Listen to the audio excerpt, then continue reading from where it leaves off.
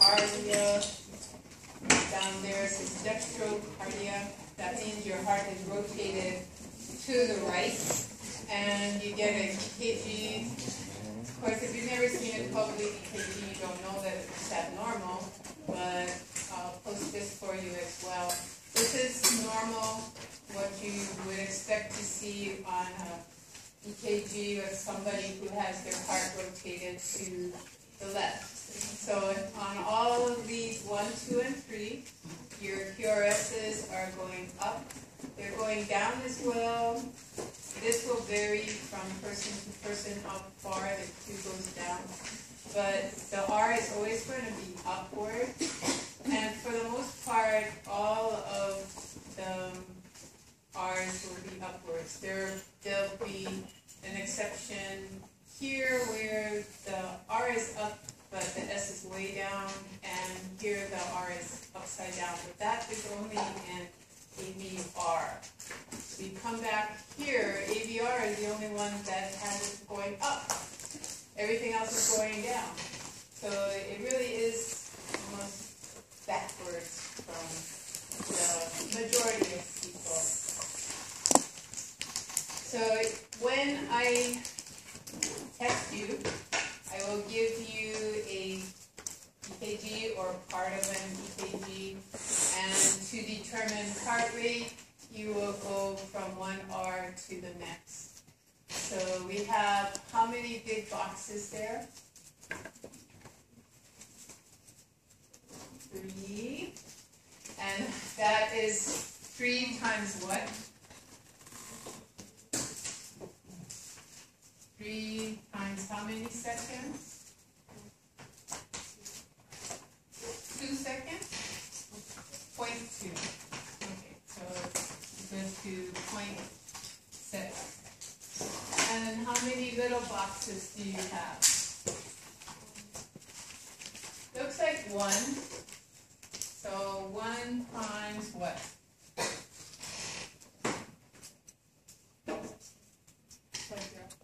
0.04. If you remember the 2, then you remember there's 5. You can count 5 little boxes in a big box. 5 into 0.2 is 0.04. So that will be equal to 0.04 seconds. So the timing between each R is going to be 0.64 seconds. So you can do the math, or you can leave it with this written on your test booklet, 0.64 seconds per beat. So put your units there so I know that not only can you do the math, but you know what you're talking about. And then that's pretty much all you have to do to get the points. You could circle in, bubble in any answer, get it wrong, come back, show me the work, I'll give you the points back. Or you can do the math. So quick and dirty, you could probably get the answer with the quick and dirty way. If the R waves are 1 box apart, what's your heart rate? Anybody remember? 1 box apart is 0.2 seconds. 0.2 into 60 is what?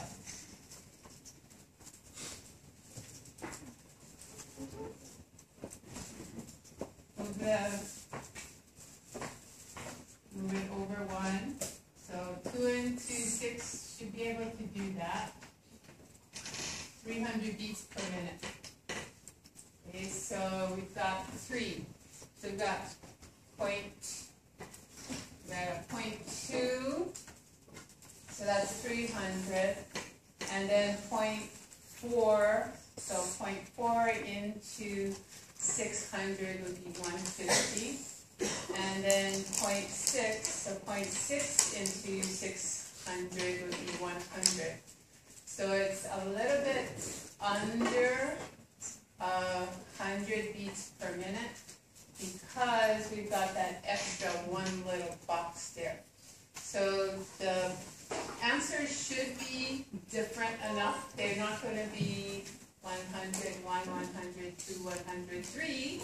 They're going to be 50, 70, 100, something like that. So or more. So there'd be enough difference that you could do the quick and dirty way and get the right answer. Okay, so you will have to calculate your heart rate from the EKG.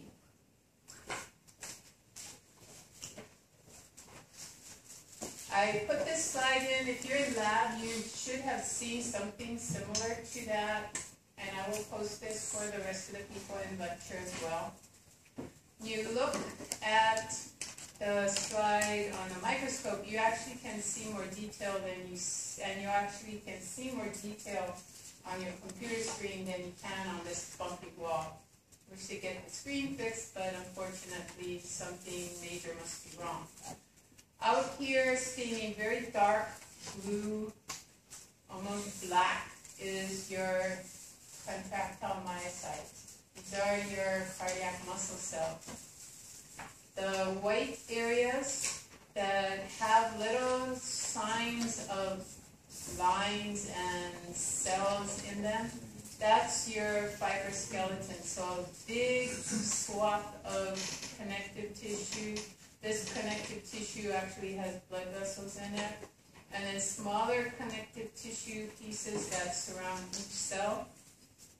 And then layers of cells separated by more larger pieces of connective tissue. This all will be forming your fibrous skeleton. Here we've got contractile cells that look very different than the skeletal muscle cells. These look kind of grayish, looks like somebody got in there and kind of smudged the charcoal that you were sketching with. And then there's little nuclei, sometimes multiple. You can see that a lot of these Purkinje cells have 2 nuclei in them. So these are responsible for conducting the action potentials out to the cardiac myocytes. These are the final pathway of conduction that is through the conducting system. And then each of these myocytes will have gap junctions that will conduct from myocyte to myocyte. But these are modified muscle cells designed to conduct the action potential out to the muscle cell. What's the function of the fiber skeleton?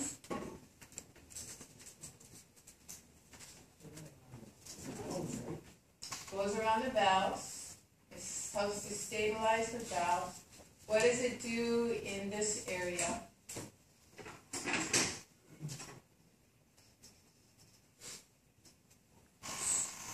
Yeah, remember, this is important. It will be on the test. So it's going to stabilize the individual muscle cells and allow them something to attach to, so that the force that they're generating with their contraction is then dissipated into the fibrous skeleton and not into each other. So they're not ripping each other apart.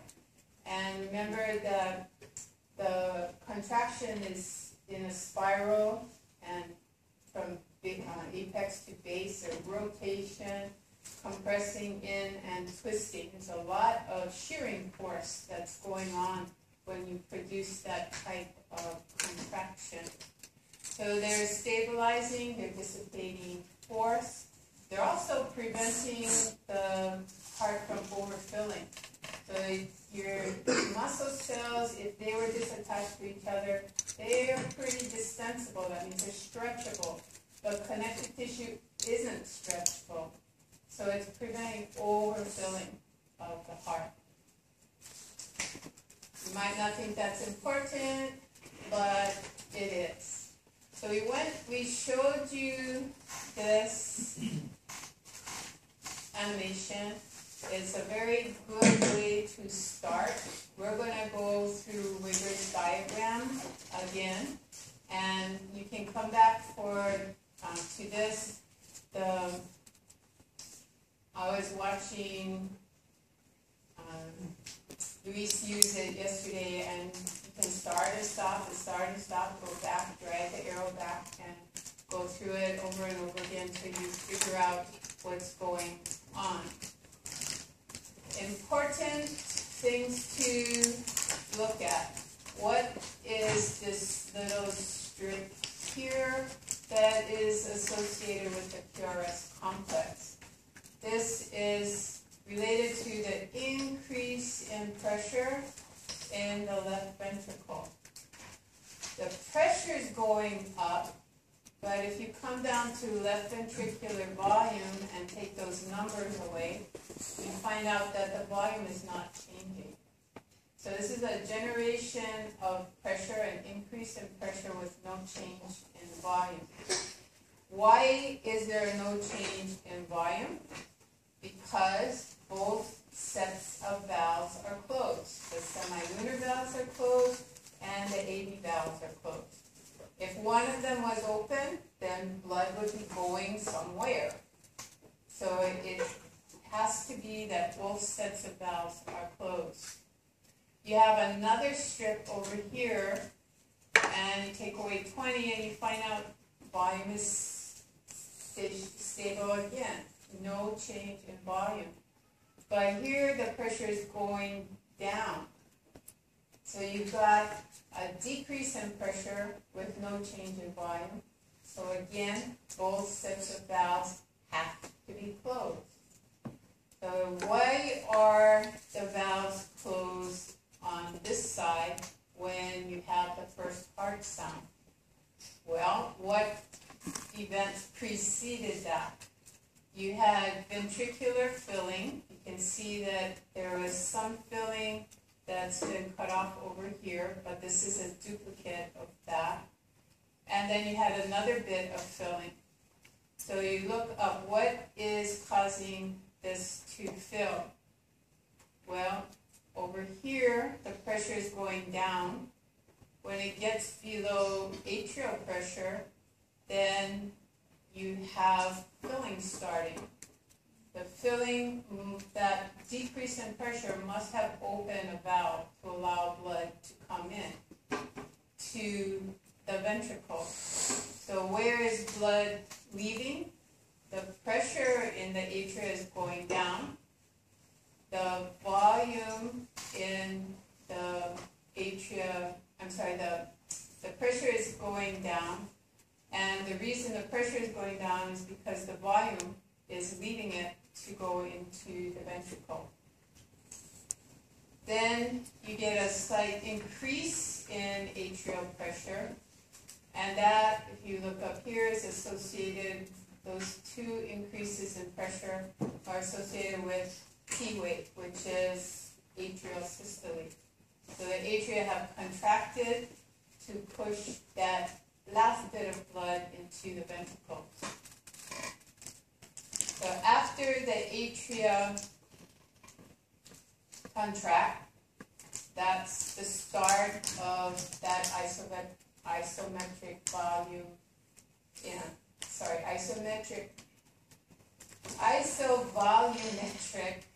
pressure increase. So no change in volume, but the pressure is increasing. So isovolumetric pressure increase. The pressure in the ventricle is going up. First thing that it does is shut the semilunar valves. Shuts the AV valves.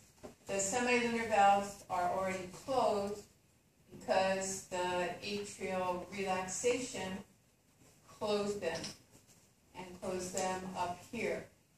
Get back to that shortly.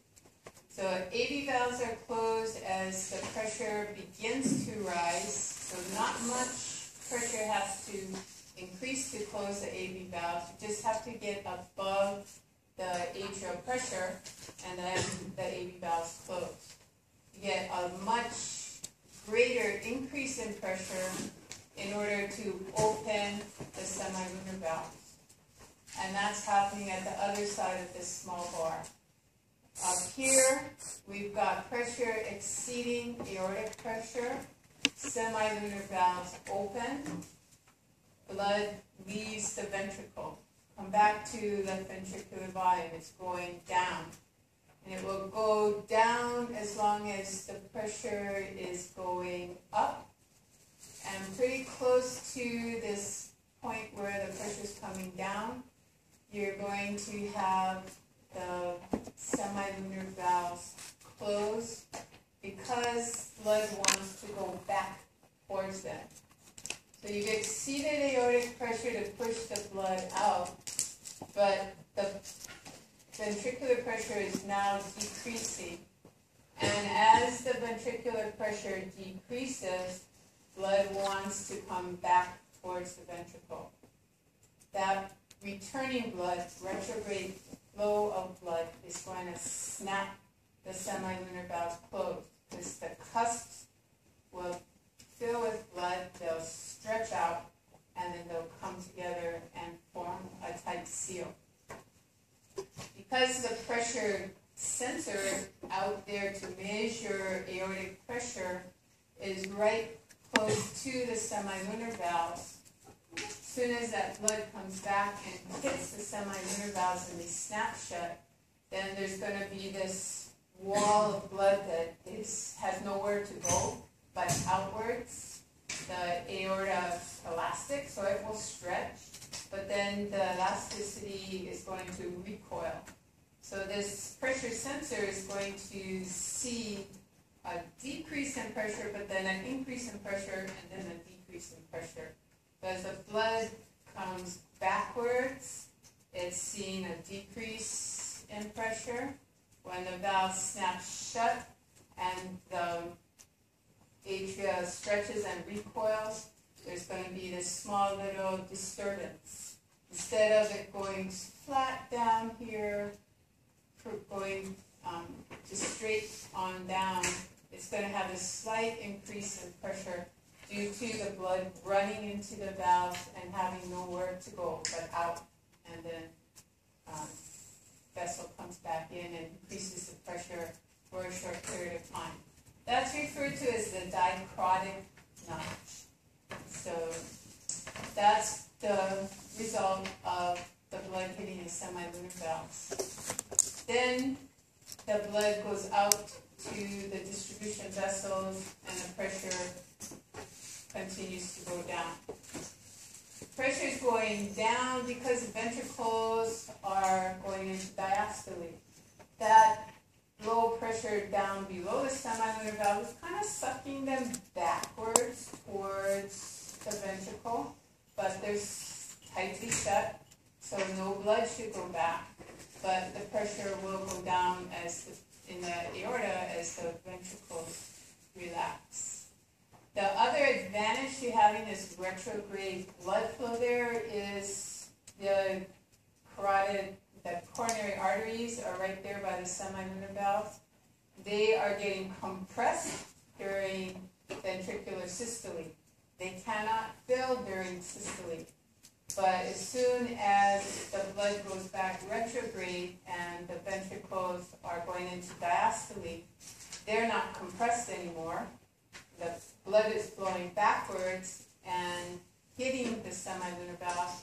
So now you've got this dicrotic notch pressure increase helps to shove blood into the now relaxed coronary arteries. So the heart is getting its blood during this period. It continues to get blood even as the aortic pressure decreases, but it gets this first rapid flow of blood into the coronary arteries right at that point.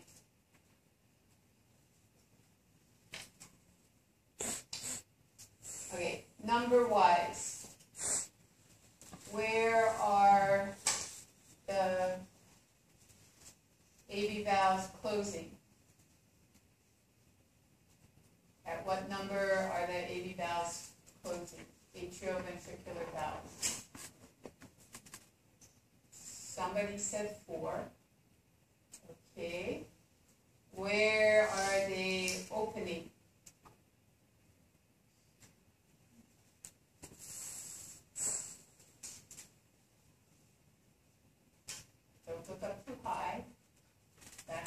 flow. 24, no, 20. So they're opening when the ventricle starts to fill. So as soon as you could say that at 21, but actually 20 is better, it's the best answer.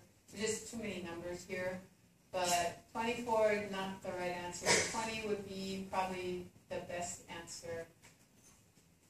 As soon as the ventricular pressure goes below atrial pressure, then the valves will open. So as soon as the ventricle starts to fill, definitely the valves are open. Okay. Saw that already. Now we're going to look at the trash can. This is what it looked like to me. I don't know if they make, I think they still do make trash cans that look kind of like that. They have an opening here, and this has a hinge, and you push your rubbish in, and it snaps back, and you just catches your hand. Okay, so look at your x-axis, look at your y-axis. The information will be there. Read it. It will help to tell you what's going on. Left ventricular volume starts at 0. There's a break here, so that tells you that probably the volume in the ventricle never goes to 0. It's highly unlikely that you're going to have all the blood come out of the ventricle with a contraction. And in fact, if you have too much blood come out of the ventricle, does anybody know what happens?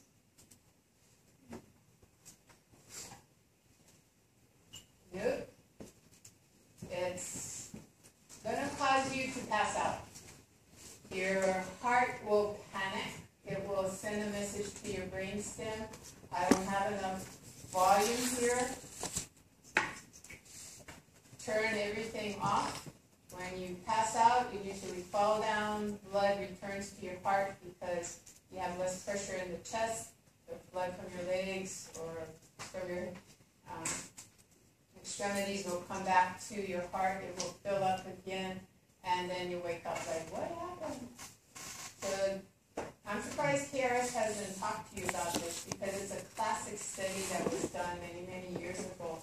They were looking at athletes, at aerobically trained athletes and couch potatoes.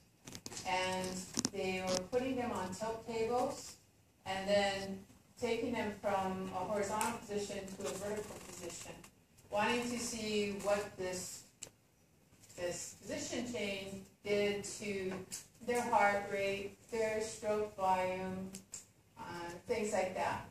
And they expected that the couch potatoes would fare worse than these aerobically trained athletes, these beautiful specimens of physical prowess. Turned out, when they brought them upright, the athletes passed out, and the couch potatoes, no problem. So then they thought, well, why are these athletically trained people passing out? So they looked at what was happening in the left ventricle, and since they were athletically trained and had very muscular hearts, as soon as the blood started to drain away from the head, there's a nervous sympathetic stimulation to increase contractile force. And they had such powerful muscle contraction that they got such a large volume of blood out of the heart, they exceeded the minimal value required to be in the ventricle and have you remain conscious. So because of that muscular strength, they had too little blood left in their heart after this massive ventricular contraction, and they passed out. So this will happen even to modern athletically trained athletes. There is a minimal volume. This is resting volume. We can go down maybe another 30 mLs or so. So we can increase contractile force. We can get more blood out. But if we exceed the minimal volume that our nervous system is expecting to see, it will cause us to pass out. And then we will get more blood back to the heart and everything will be fine. Okay, so this number 65 at rest is your end systolic volume. That means the amount of blood that's left in your heart after ventricular systole. You go up this x-axis, the line starts to rise a little bit, and then it has a little blip. So we've got an increase in volume. We look at what the y-axis is telling us. This is an increase in left ventricular pressure. So left ventricular pressure is going up very slowly, and then there's a little acceleration in the increase in pressure. This is your passive filling of the ventricle. The ventricle is going into diastole. The volume is getting bigger as the blood is coming in. So the pressure doesn't rise very much during the first part of ventricular filling. This little increase in pressure is due to the aorta going in, the atria going into their systole. So this is your P wave corresponding to the P wave. That's atrial systole. We've got a pressure increase here. So left ventricular pressure is suddenly going up, straight up again. Just like in Wigger's diagram, pressure is going straight up. So we have filled the ventricle. This is the EDV, or end diastolic volume. At this point, when the pressure starts to rise, AV valves close. Semilunar valves were already closed. That's why the blood was only coming from the atria into the ventricle. Now semilunar valves are closed and AV valves are closed, so the pressure can rise straight up. At point 6, this is where you've exceeded the pressure outside the aorta. At 6, semilunar valves open. Blood leaves, and then end systolic volume. So this is the beginning of the ventricular systole, which is pushing the, well, this is the beginning of systole. This is the beginning of ejection, and ejection will continue. At the end of ejection, you have what's called ESV, or end systolic volume. At 8, the pressure is going to start to decrease. That decrease in pressure, blood wants to go back into the ventricle, so semilunar valves close. AV valves and semilunar valves are closed. You get a straight line going down back to the point where your pressure is below the atria again, and then the ventricle starts to fill again. If you take end diastolic volume and subtract end systolic volume, you have what's called stroke volume.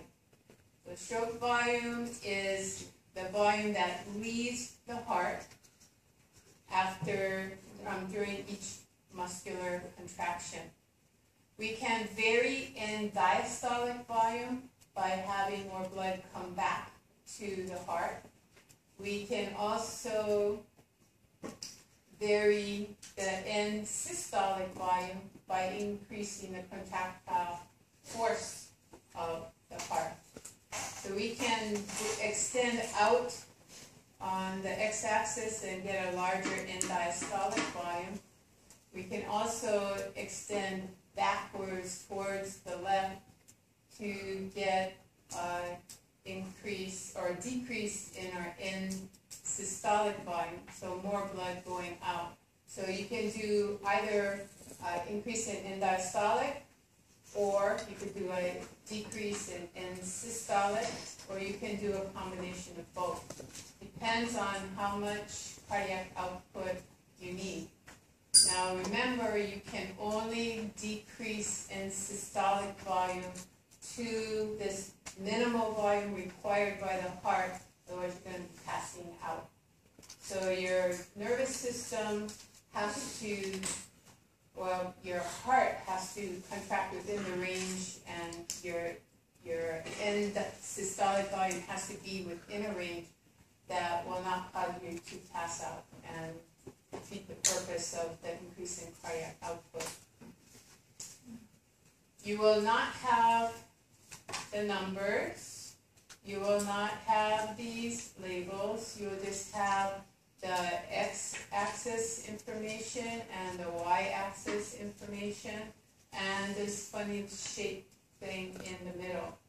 And then you have to tell me things like what is the point on this graph that is closest to where atrial systole would be.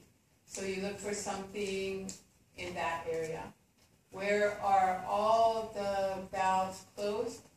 You have this point and that point, that where all the valves have to be closed. They have to be closed to get the pressure to go up without changing volume, and they both have to be closed to have the pressure go down without changing volume. As soon as you leave this point, the AV valves are open. As soon as you leave point 6, the semilunar valves are open.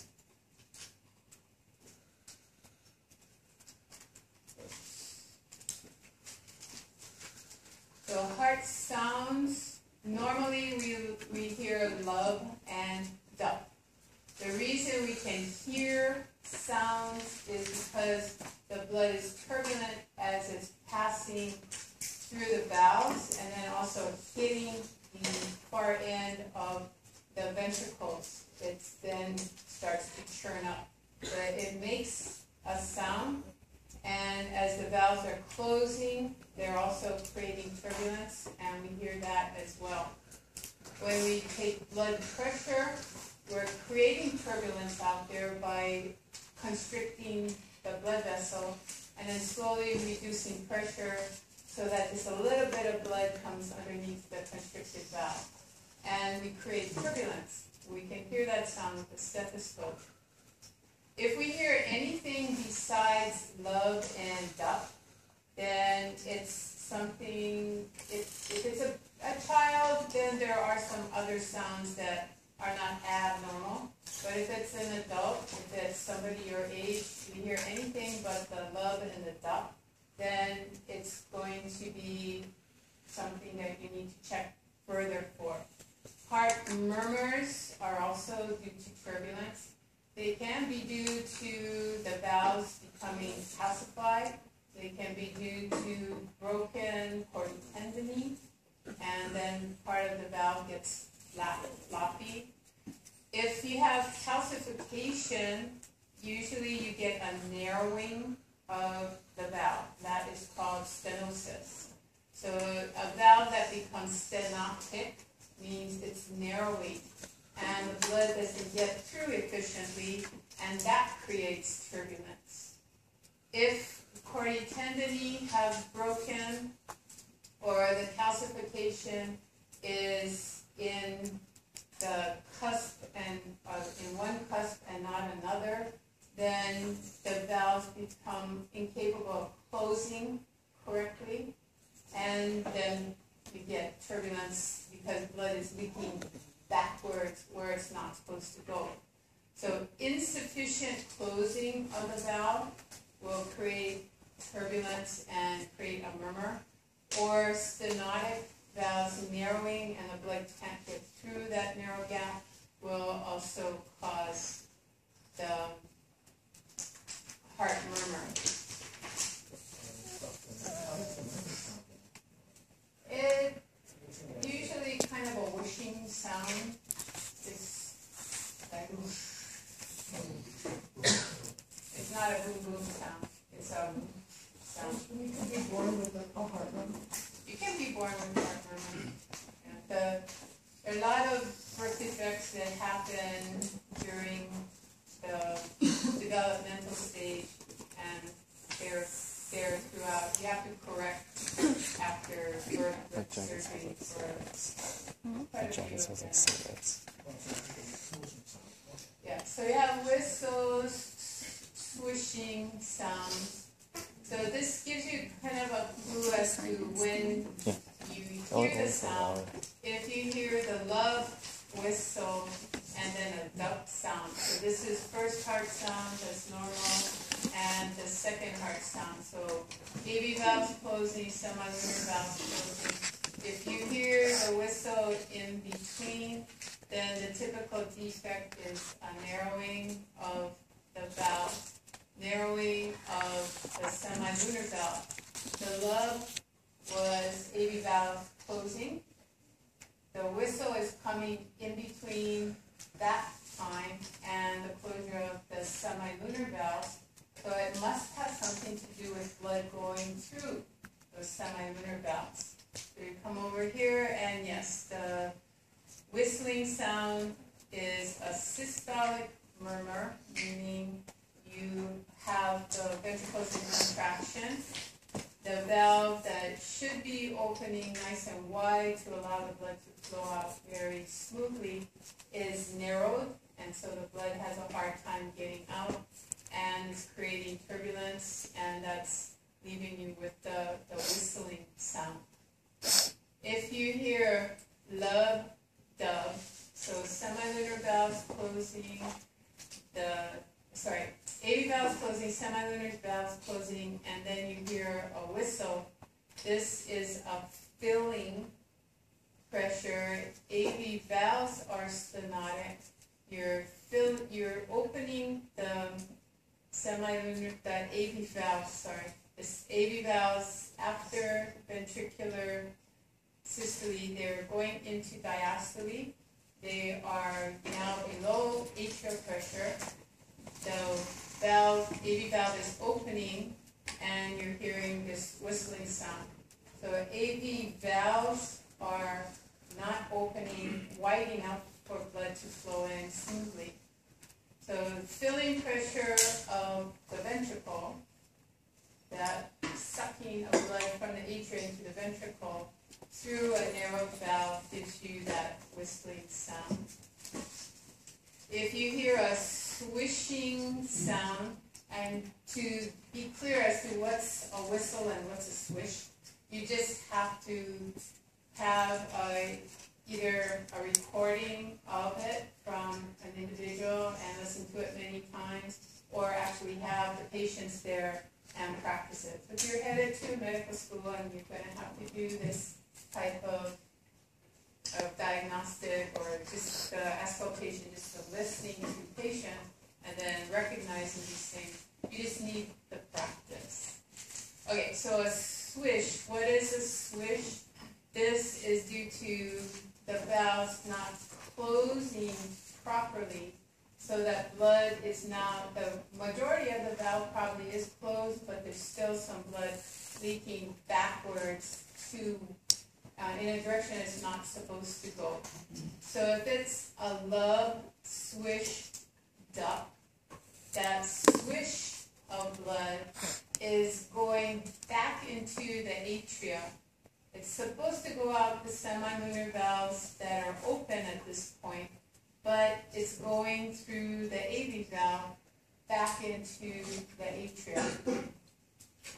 So it's a systolic murmur again, but it's due to blood going through the AV valve and not the fact that you have a narrow semilunar valve that the blood can't get out.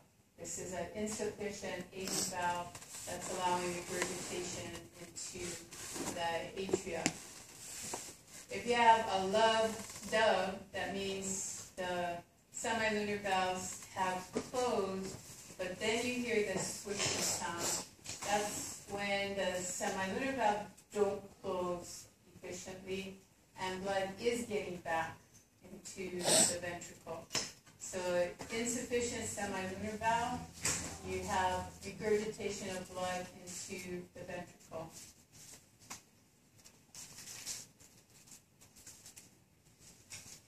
Cardiac output, if you're not familiar with the equation, CO for cardiac output is equal to heart rate times stroke volume. That will not be on the exam. You have to have that committed to memory. So cardiac output, heart rate times stroke volume. So from the EKG, you could determine the individual's heart rate, or I might just give you a table with heart rate in it. I will give you things like end diastolic volume and end systolic volume, and you have to calculate stroke volume. So you know that equation as well, very simple. End diastolic is how much blood did you start with, and systolic is how much is left in the heart. Stroke volume is the volume in between. I see things on pages as I'm shredding them. I don't usually look at the tests to see what people have written on them, but sometimes you just happen to pull them apart and you're putting pages into the shredder and you see something, so you look. The things students, the mistake students have on their paper is they added where they should have subtracted, or subtracted where they should have added, or they tried dividing things when it's multiplication. And so their equations are messed up, and that's why their answers are messed up. So you have to have these equations committed to memory and under stress be able to access them. Okay, so heart rate, it's normally decreased and kept at the 60 to 75 beats per minute, 70 in the center average, by the parasympathetic nervous system. Take away parasympathetic input or decrease it, and it's never turned off completely. It will jump to about 100 beats per minute. If you increase heart rate, doesn't matter what you did with stroke volume, all of a sudden your cardiac output goes up. If that's not enough to maintain the blood flow to the tissues you need, then you have to start modifying stroke volume and heart rate. Remember, heart rate, you can only increase it so much, and then your end diastolic volume is going to start to go down. So that could be another question for this type of diagram. What point on this diagram is going to be affected by a heart rate that is 300 beats per minute? That is going to affect 4 first, but when you decrease the end diastolic volume, then your stroke volume is going to be affected as well. So there's multiple ways that I can ask questions using this diagram.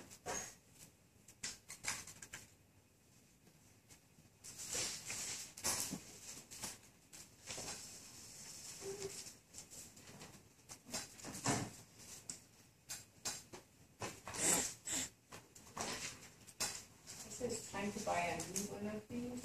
Okay, so venous return, that is mostly due to the skeletal muscle pump.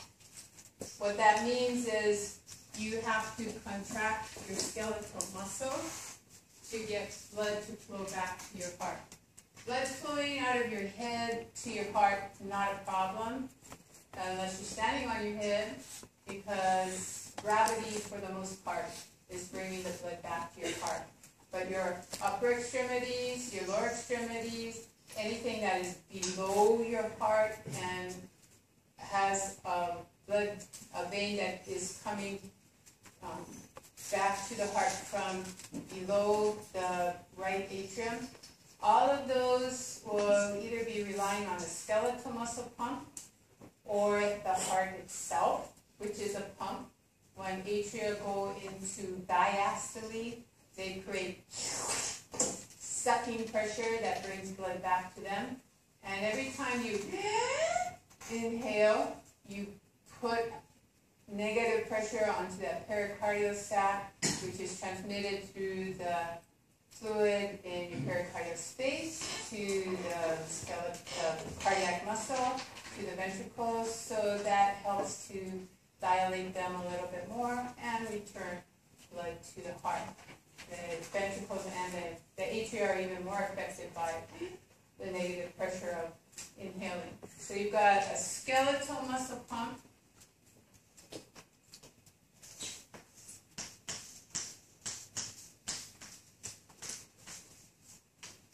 You got a respiratory pump.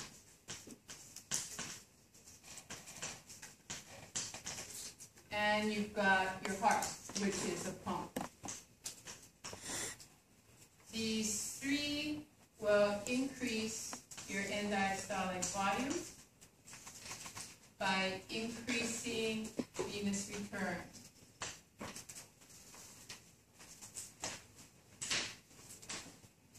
So anything that increases venous return will increase your end diastolic volume. You increase your end diastolic volume with the same force of contraction, you're going to have more blood leaving the heart. Having an increased stretch in the heart, you go back to that previous slide that I showed you from Silverthorne, which I forgot to post, but I promise I will post it for you. The stretching of the cardiac muscle cells open more calcium channels. More calcium comes in from extracellular fluid. That's going to increase the force of contraction.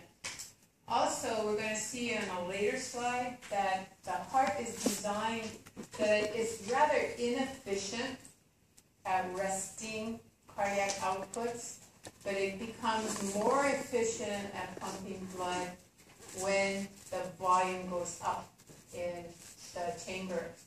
It puts the sarcomeres at a more optimal overlap of actin and myosin. Talked about that last semester. The optimum overlap for skeletal muscle, you have a peak of on the length tension curve. You have a peak also on the cardiac muscle length tension curve.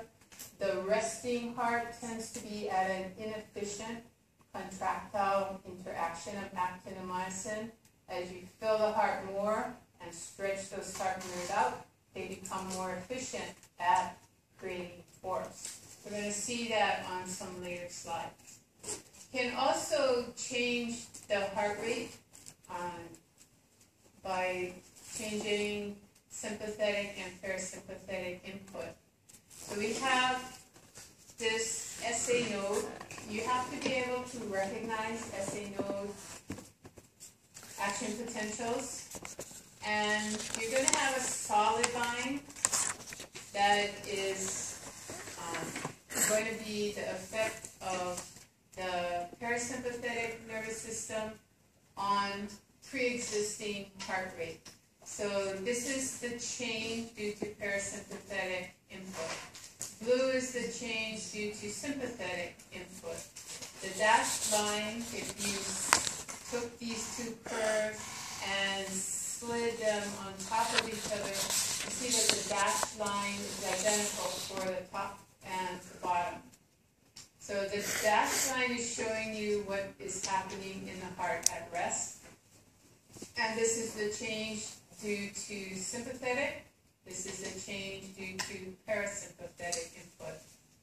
So with parasympathetic input, you have a resting membrane potential that is below minus 60.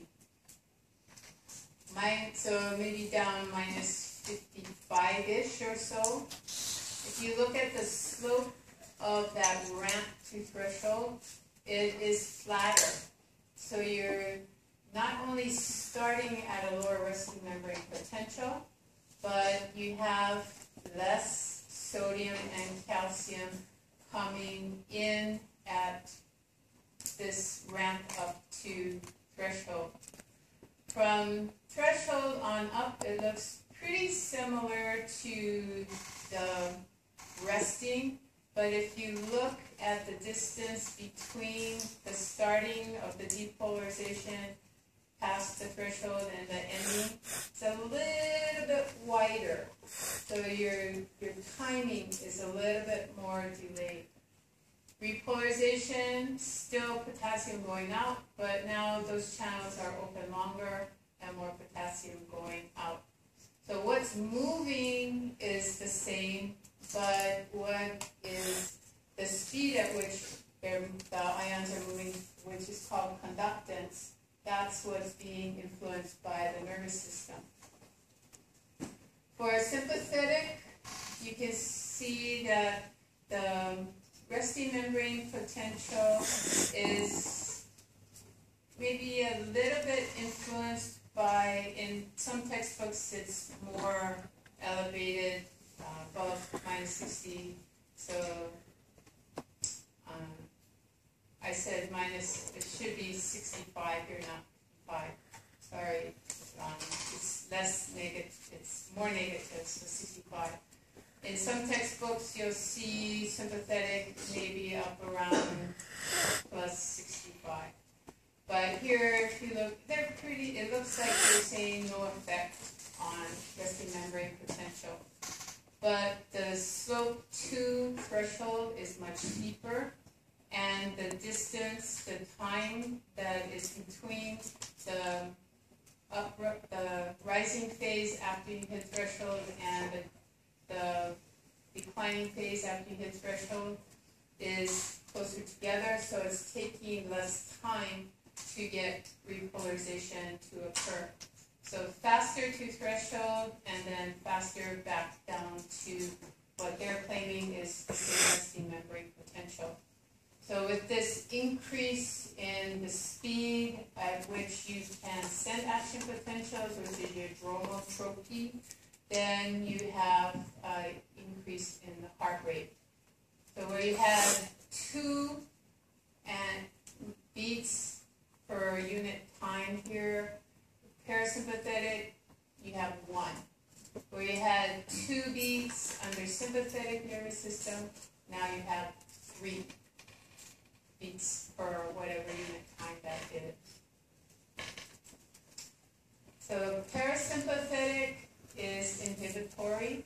Obviously, if you're getting fewer beats per unit time, it has an inhibitory effect. Sympathetic is going to have a stimulatory effect. So the R waves under parasympathetic nervous system, they will be farther apart, and under sympathetic nervous system, they will be closer together. Sympathetic nervous system is not only affecting heart rate, you can see that on the EKG, the slopes of the P and the T will also be changing. So you'll see enlargement and an increase in the rate at which the conduction of the action potentials are actually going through your atria and through the ventricle, and then repolarization will also have to be sped up so that you don't delay the next contraction.